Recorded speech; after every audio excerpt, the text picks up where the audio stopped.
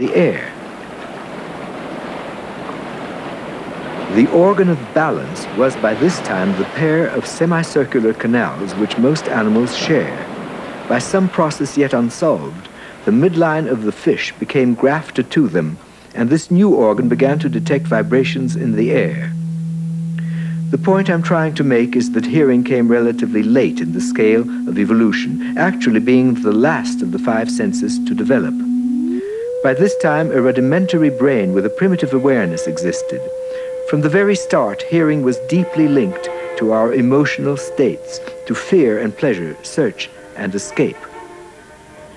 And so it came about that the ears performed most of the functions of the old midline of the fish. They guide, inform, and warn us of the presence of others.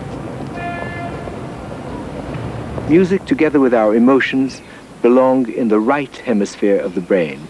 But spoken language and written mathematics, together with our powers of analysis, belong in the left hemisphere. Those mysterious vibrations of music enable us instantly to communicate and to share our feelings with all around us through its own grammar and structure, which correspond to our very way of thinking and feeling. Which correspond to our very way of thinking and feeling.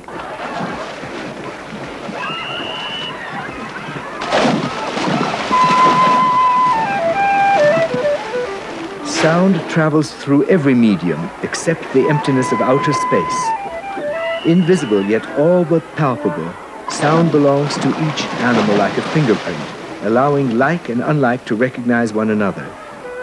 We now know that whales can sing to each other over immense ocean distances. Here at the Victoria Aquarium, Paul Horn demonstrates that whales can also respond to music, offering their reply as though they belong to the same tribe of mammals.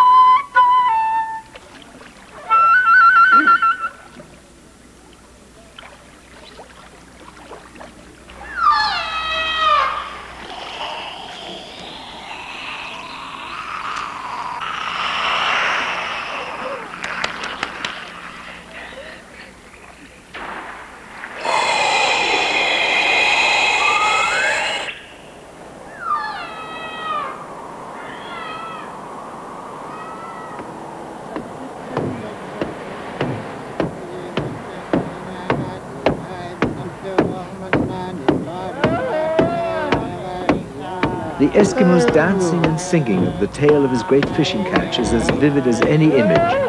He boasts, like any fisherman does, of the size of the fish and the difficulty of the struggle.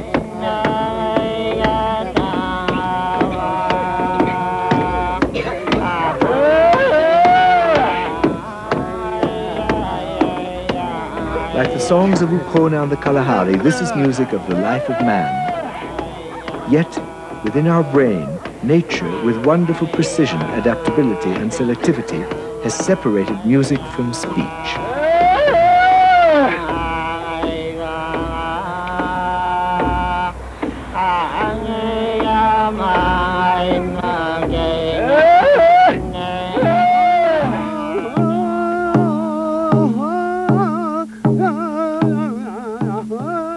Each year, the Plains Indians of North America celebrate the worship of the sun, covering wooden teepee structures with brightly dyed banners of cloth and feathers. These move in the wind, catch and reflect the light, blending with the sound of the chant in homage to the life-giving warmth and power of sunlight.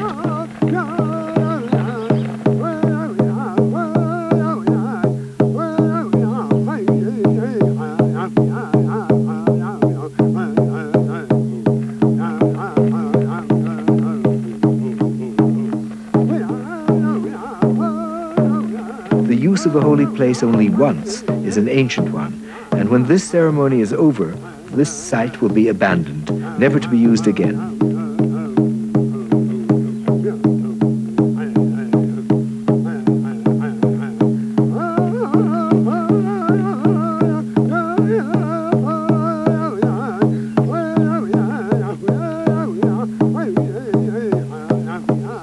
Year by year, it returns to its natural state.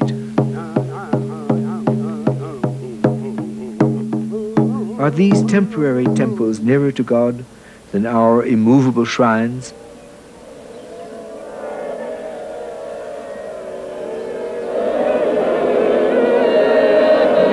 The power of music in worship and mourning is timeless, doubtless as old as our own mortality. Here among the Mendi of New Guinea, we witnessed the funeral of a young man, mourned by his family and the entire village.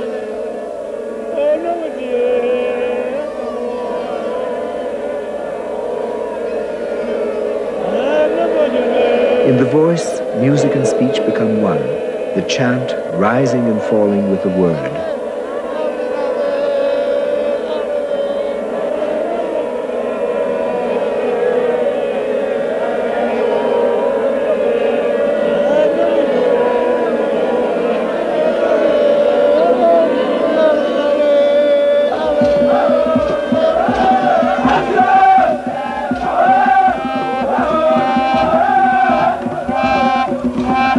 A young life prematurely cut off brings forth weeping, but in Senegal the death of an elder animates the celebration of the very gift of life to one and all. Past adventures are mimed, danced, relived, and the whole community gives voice to a gaiety that lessens the loss through the binding, healing power of music.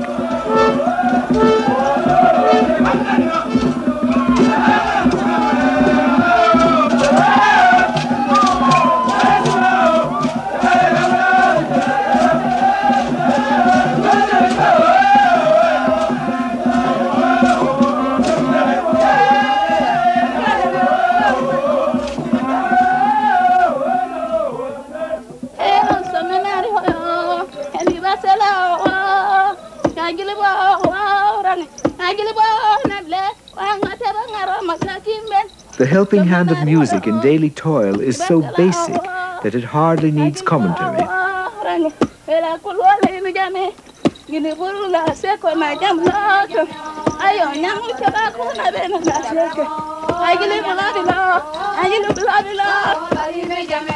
Rhythm coordinates the movements as singing alleviates weariness and melody the monotony.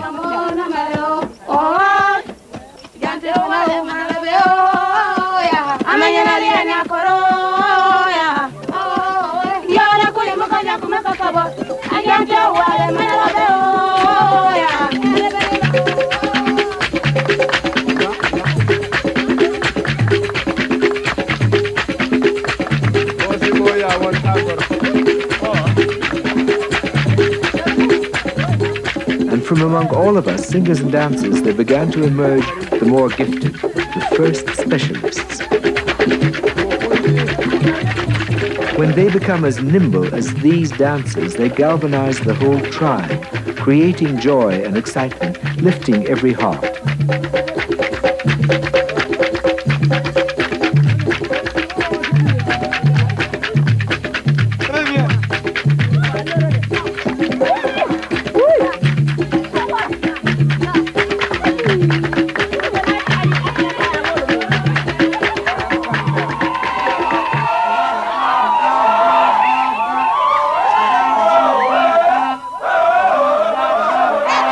From anthropological evidence, it appears that chanting is at least 500,000 years old, while speech is a mere 80,000.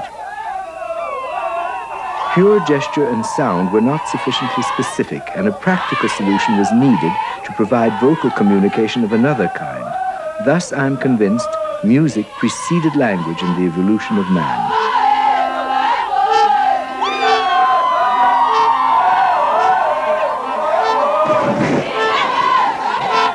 Music and speech are not the same. Words relate to things, to actions, and help us deal with the real world. Music relates to another reality, our inner state of being, and to a greater reality beyond immediate survival. We may mold music, but it molds us and moves us far more deeply than words. It is also audible mathematics, for it states those universal and eternal truths which express all proportions and all speeds.